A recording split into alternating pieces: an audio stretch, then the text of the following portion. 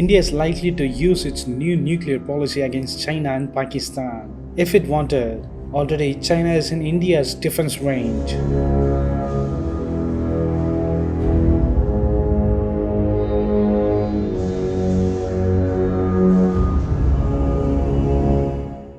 An analysis by the author of the Bulletin of Atomic Scientists says India's nuclear modernization against Pakistan indicates India's future strategic relationship and also with China.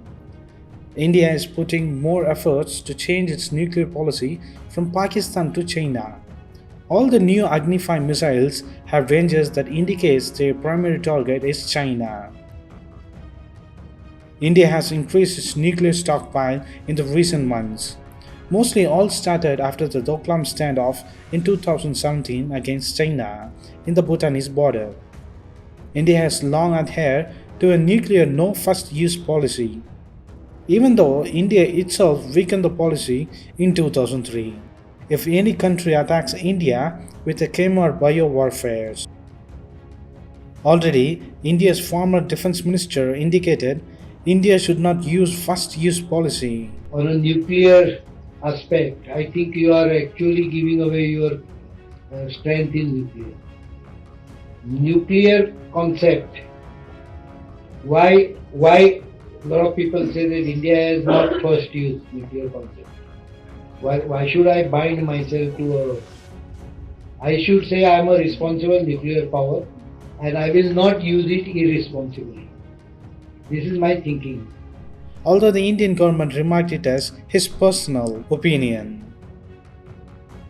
But few months before, India's current defense minister Rajnath Singh publicly said India might change the no first use policy in the future. He also said what happens in the future depends on the circumstance and there is a long speculation India has increased and fastened the readiness of the nuclear warheads significantly over the last decades. But India's certainty on its Agni 5 deployment is doubtful. Also, India will strengthen its capability of operating the ballistic missiles from its submarines. India can also use its Mirage 2000H Vajra and the Jaguar aircraft to use its Prithvi 2 nuclear-capable ballistic missiles. These aircrafts have been deployed in Gwalior, Bikaner, Gorakhpur and Ambala Air Force Station. Even the Rafale jets, which will be inducted this month of 2020 July, which will be able to carry the nuclear capabilities against Pakistan and China. India has a land-based ballistic missile as the short-range Prithvi 2 and Agni 1, the medium-range Agni 2 and the intermediate-range Agni 3. At least two other long-range Agni missiles are in development and nearing the completion as of Agni 4 and Agni 5. But the deployment of the long-range missile are mostly certain against Pakistan and China. Also, India said in an official national security establishment statement, added that the Beijing track record in its neighborhood and the world reflected its duplicitous and hypocritical approach. While India and US are getting closer in the economy, trade and defense because of China's expansionism. Already, China is refusing to move from the Finger Four area in India-China border in Ladakh. The Prime Minister of India, Mr. Modi, said in the US-India meeting in July 2020, US should invest in India rather than China, without saying its name. As already said before by the Indian military chief, India might face a two-front battle from Pakistan and China. So what do you think of India using its nuclear policy against China and Pakistan, which is changing now? Can this be a good decision for India to move in front with using nuclears?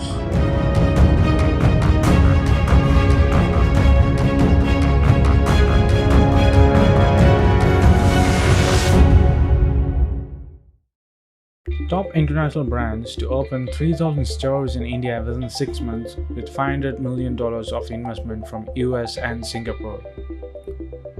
More than 50 mid-rank global retailers are planning to enter India within the next 6 months, according to data compiled by Franchise India that has tied up with them for their launches, with their eye mostly on smaller, untapped markets within the country.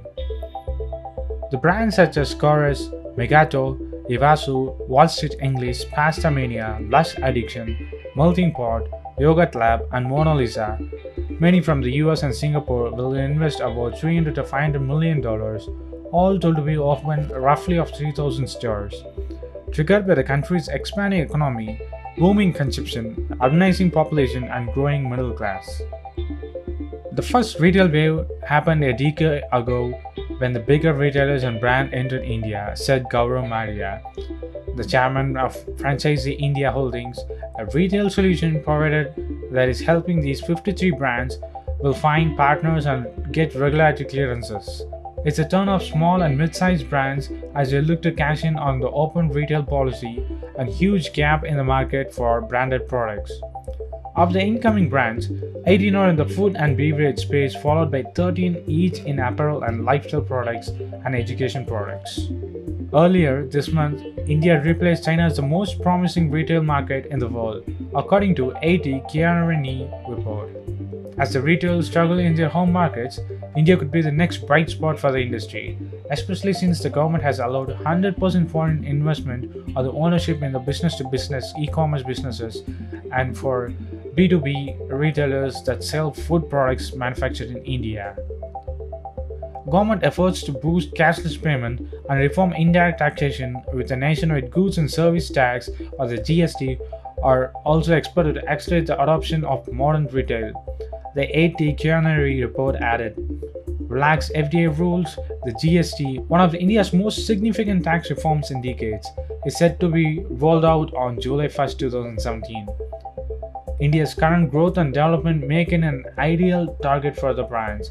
Chicken products are the major non-vegetable food in the country, making our own menu ideally suited to the market, said Andrew Withers, the chairman of Southern Fried Chicken, a British quick service restaurant that runs more than 700 franchisee stores globally.